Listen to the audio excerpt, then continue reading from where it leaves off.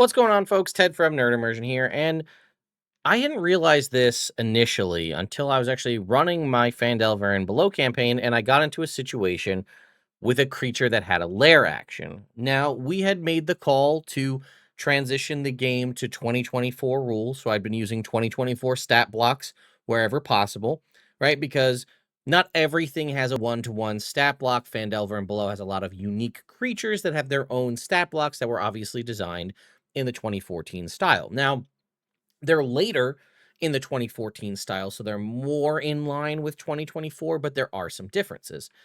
So I came across a creature, and I don't want to spoil it for people who haven't played it, but I was like, okay, we're going to be running a creature that has a lair. So there's obviously lair effects, and then there's lair actions.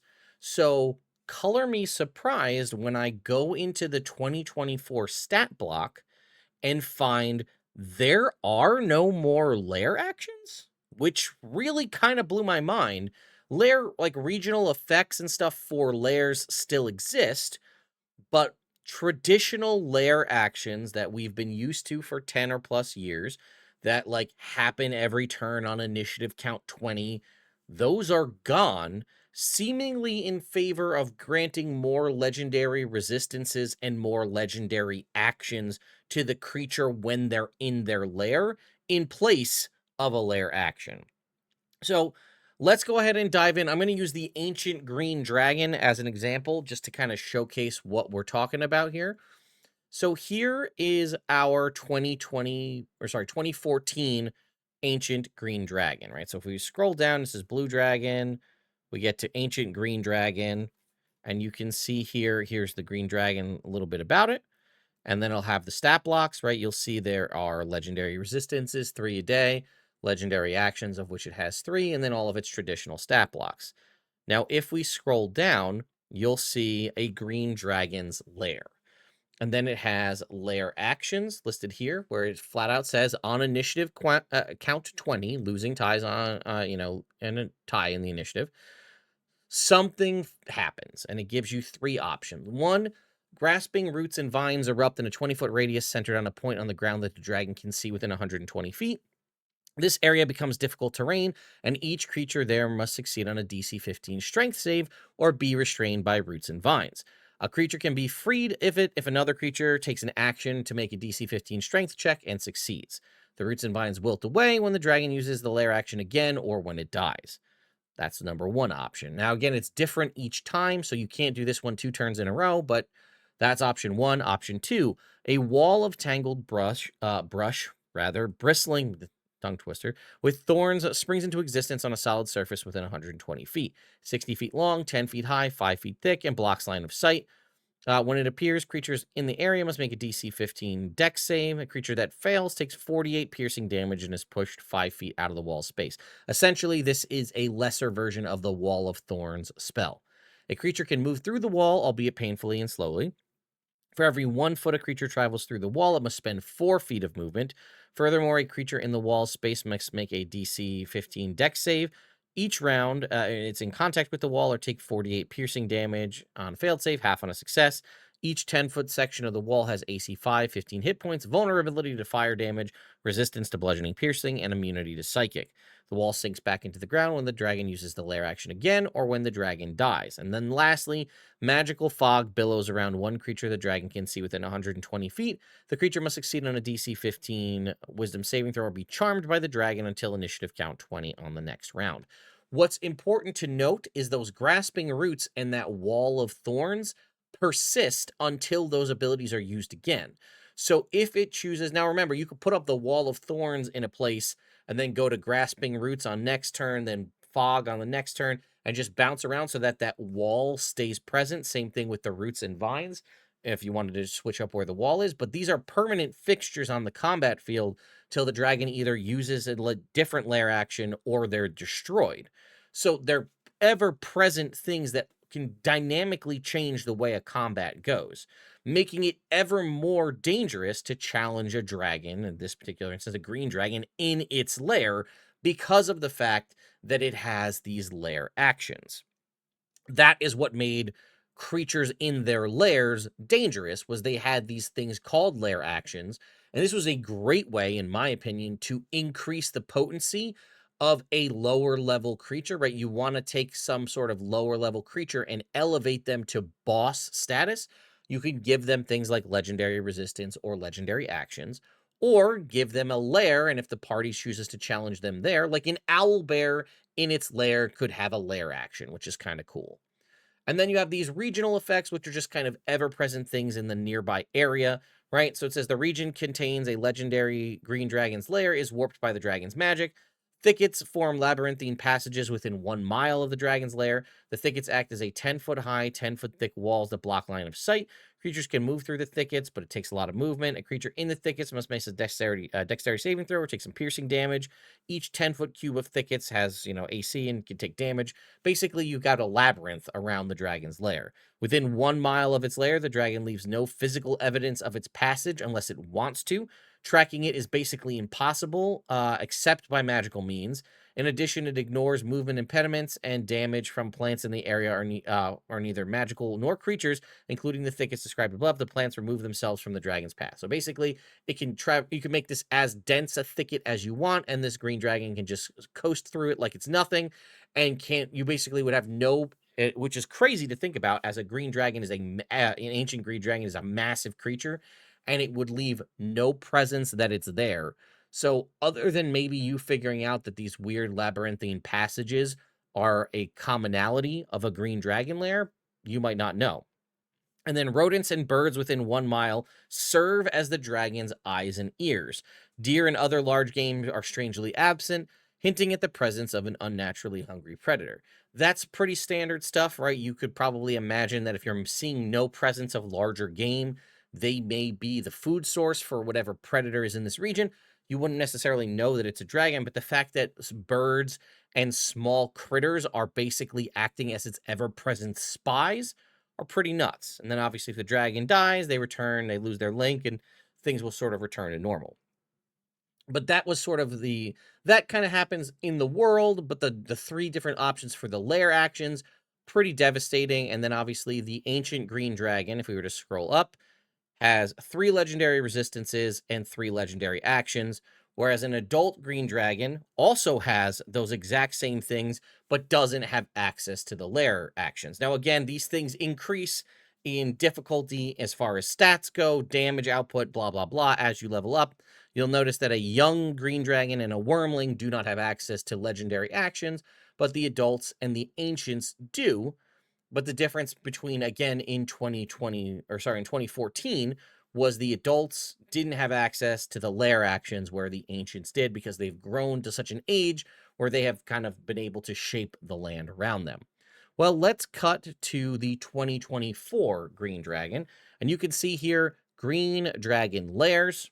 All right, it talks about what goes on here. The region containing an adult dragon or ancient green dragon lair, giving that a fact that apparently adult green dragons also have lairs now, not just ancients, is warped by its presence, creating the following effects. Beast spies. Tiny beasts magically gain the ability to understand Draconic and communicate telepathically with the dragon all within 1 mile of the lair. Notice they no longer are basically acting as spies. They have the capability to communicate with the dragon. There's no necessary, it's not a necessity, rather, that they communicate with the dragon. Maybe the dragon works out some sort of deal in their favor, but they're not like acting as spies. They just have the capability to talk to the dragon. And then poisonous thicket. Ordinary plants growing within 1 mile of the lair poison the air around them. Whenever a creature other than the dragon or its allies finishes a long rest in an area within 1 mile of the lair, they must make a DC 15 con save or have the poisoned condition for 1 hour. If the dragon dies or moves elsewhere, these effects end immediately. Those, I think, are obviously a serious decrease in power from the green dragon's kind of labyrinthine thickets, but either way. And then notice no presence of lair actions. We scroll down, adult green dragon. Now you'll see here 3 legendary resistances, 4 per day in lair, meaning if it's in its lair, it's going to have an additional legendary resistance. And then again, its legendary actions that it has 3 normally, or 4 if it's present in its lair, meaning that's the difference. Now there is some sort, these actions are okay.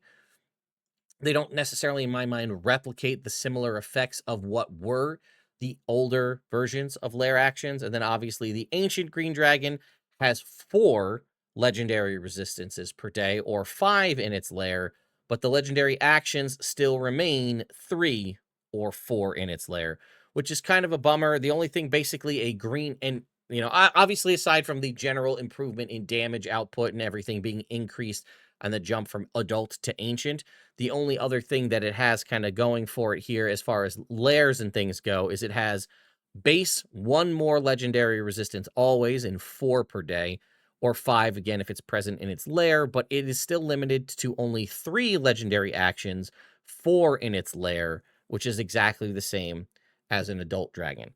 But that is what we have in place of lair actions, meaning the only thing that makes the dragon more dangerous in its lair is it has additional uses of lair actions, which again, there's nothing to shake a stick at, right? Having an extra lair action per round means 4 kind of off-turn attacks that the dragon can make in addition to its reaction, as well as 1 additional legendary resistance, potentially allowing for a serious increase in being able to avoid damaging or kind of combat ending spells. But I kind of prefer the lair action. I thought it was a lot cooler of a concept because like it had like each they took time to craft all of these, because it's going to be exactly the same for all of the dragons in 2024, right? An ancient blue dragon is going to have an additional lair action or additional legendary action and an additional legendary resistance. Whereas in 2014, they took time to craft unique lair actions for each type of dragon. Each one had a cool set of unique things that it could do. Same thing with like we were to grab like a beholder, right? A beholder has a lair in 2014 and has associated lair actions, whereas now in 2024, it will just have an additional use of legendary resistance and an additional legendary action. So, whereas previously you had unique options for all of the different creatures that had access to lairs. Now you just have, they all have a sort of blanket thing across the board, which again, I'm not downplaying the power that that grants, that being able to just succeed on a saving throw when you would have failed is huge. And again, a potentially 5th, right? If you use your reaction on 1 turn and then 4 legendary actions, allowing you to do basically 5 things out of turn order to damage the party is not anything small. It just loses a little bit of flair.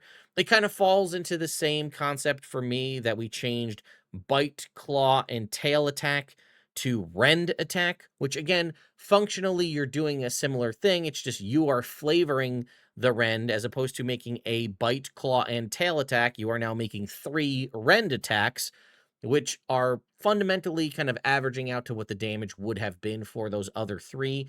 2d6 or 2d8 plus 6 slashing plus 2d6 poison for the adult dragon, kind of finding a middle ground on that, and you would do 3 of them, allowing you as the DM to flavor the rend however you see fit. It could be a bite, it could be a claw, it could be a tail, but that's up to you to decide. And I guess that maybe does help streamline things for newer players, this concept of not having to understand a new action type, and that there is a lair action that happens on turn 20.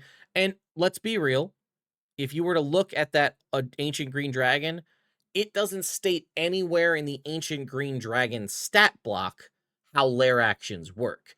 You would have needed to read, and it's not even here at the start where it says green dragon. You have to scroll all the way down to the end past the wormlings, or flip to past the wormlings, to get down here to a green dragon's lair, and then down here to a lair action section. So there is a large potential that a majority of people who were using the 2014 rules did not read that lair actions exist and see that they happen on initiative count 20 and that they have this specific things. So potentially, this is an opportunity to make sure that that legendary nature of these creatures is met, because rather than having to find this section for each entry, which, let's be real, a large portion of people probably just flip to the stat block and read off the stat block when it comes to it. I'd be very curious to know how many people actually read all of the lore bits about the creatures. Now, some do, right, if they want to learn, but it's entirely possible that this lair action and this regional effects section could be completely overseen and no one's looking at that at all. And they just missed out on that really cool changed and dynamic aspects of combat. Whereas having the creature just have a list of an additional one in its lair for legendary resistance and additional legendary action in its lair is present in the stat block. So even if you have just a condensed version, or if you just search it up on D&D Beyond or whatever, and you just have the stat block, you have all the information that you need all contained. So I understand that concept, that putting it in the stat block and sort of slimming it down means that anybody can run any kind of legendary lair creature easily without any kind of major legwork or reading, I guess. But I prefer the older versions of the lair actions. It made each creature unique, it gave them cool stuff, and it made those fights that much more memorable, in my opinion. It also was like, hey, we don't want to fight this thing in its lair because it's going to have all these other cool things. Now it's like it's a little bit stronger, but fundamentally it's not that much different fighting a green dragon in its lair versus out of its lair, minus those couple of extra little actions. Versus previously, it would be summoning poison clouds that charm us and wall of thorns and big, kind of restraining vine groups and stuff. So if we were to go and take a look at here, because I think this is another good example here. If we were to look at the Beholder, right? And then go and take a look at the Beholder here in 2014. Okay, here's a Beholder, right? Here's its stat block. And then here it has the Beholder's lair, right? What are the Beholder's lair actions, right? When fighting inside its lair, a Beholder can invoke the ambient magic to make lair actions. Happens on initiative count 20. Here's the options. A 50-foot square area of ground within 120 feet of the Beholder becomes slimy, becoming difficult terrain until initiative count 20 on the next round. Walls within 120 feet of the Beholder sprout grasping appendages until initiative count 20 on the round after next. Each creature of the Beholder's choice that starts its turn within 10 feet of such a wall must succeed on a DC 15 dexterity saving throw or be grappled. Escaping requires a DC 15 athletics or acrobatics check. So not only are you getting a massive area of difficult terrain, potentially making things problematic, especially because Beholders can float, you can also just have these grasping appendages appear to just grab at people. And it's all walls within 120 feet of the Beholder that are within any creature within 10 feet of any of the walls of the Beholder's lair can get grappled, which again is possibly forcing you guys to group up potentially because you can't spread out, things like that, or wasting opportunities to try to escape where you could have been possibly throwing out damage or heals. And then lastly, which I think this is why I wanted to bring it up because it's one of the coolest options, an eye opens on a solid surface within 60 feet of the Beholder. One random eye ray of the Beholder shoots from that eye at a target of the Beholder's choice that it can see. The eye then closes and disappears. The other thing I think I failed to mention is that lair actions happen in addition to legendary actions. So the Beholder here, as you can see, has 3 legendary actions. It can use its 3 legendary actions as it normally would, in addition to the lair action. And potentially, right, if things roll low, the lair action happens at initiative count 20. So there's a very high chance that it will get to go pretty early in the initiative roll if it's happening at initiative count 20, meaning that something might happen to change dynamically the combat for the Beholder's favor, maybe down a party member, or at least make them have to think critically because now there's difficult terrain or grasping walls, or a random eye ray put the cleric to sleep. Now the whole combat is different. And maybe it wouldn't have happened because maybe the Beholder rolled a 2 for its initiative, which puts its initiative count at 4, and the entire party got to go first, and they're juiced up, they got all their resources, and they can just slam this thing down completely and kill it in a turn. And you know what? That's their prerogative. They're allowed to do that if that's how things work out. But maybe that sleep ray from putting the cleric out makes somebody say, hey, I have to divert my turn to go get the cleric up so we have the healer prepped in case things go south, right? Okay, maybe the cleric rolled high, and then now that's the second turn, so the cleric's turn's gone, and whoever's going to wake up the cleric's turn is now gone.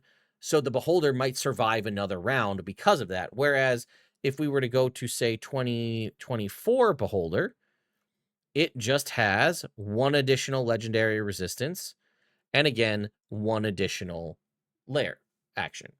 One additional legendary action, that terminology. I can also see that the terminology between legendary actions and lair actions is just going to add confusion there because they both start with L. I can see confusion happening that way. But if the Beholder rolls low, it might not have an opportunity to use as much as it would like to because, obviously it could still use its legendary actions after everybody's turn. But, maybe that initial lair action opens things up for everybody. Also, they have given all creatures a significant bump to legendary kind of creatures here, have a big initiative bump. Whereas you can see our Beholder here is rolling a +2 to its initiative. Our Beholder in 2024 is rolling a +12. So greater chance that the Beholder will go earlier on than it normally would have. But yeah, I don't know. Maybe it's just me, because again, the Beholder could use a legendary action to fire off an eye ray, and now it can do that as well, and it could do 4 total if it's in its lair, where I guess previously it could do 3 plus 1 from the lair action, but it just doesn't feel the same to me. I don't know. Maybe you could obviously flavor it that way, that it is in fact a lair action, but as we saw with the green dragon, there isn't necessarily a direct correlation to, obviously, the Beholder. I brought up the eye rays because it's a cool thing, but it is fundamentally allowing it to do the same thing. Whereas being able to summon a wall of thorns or other things like the green dragon could, or obviously any of the other creatures with unique lair actions, that some of that kind of dynamic uniqueness of combat is lost on the removal of lair actions. Now, that's a very long-winded description and kind of back and forth, but I wanted to see what you all think. So let me know in the comments down below. Do you prefer this new, more streamlined concept of how lairs and the lack of lair actions are? Or do you miss the old 2014, a little more crunchy, a little more unique concept of traditional, I'll call them, lair actions that happen on initiative count 20? Let me know your thoughts in the comments down below. I'll see you all next time.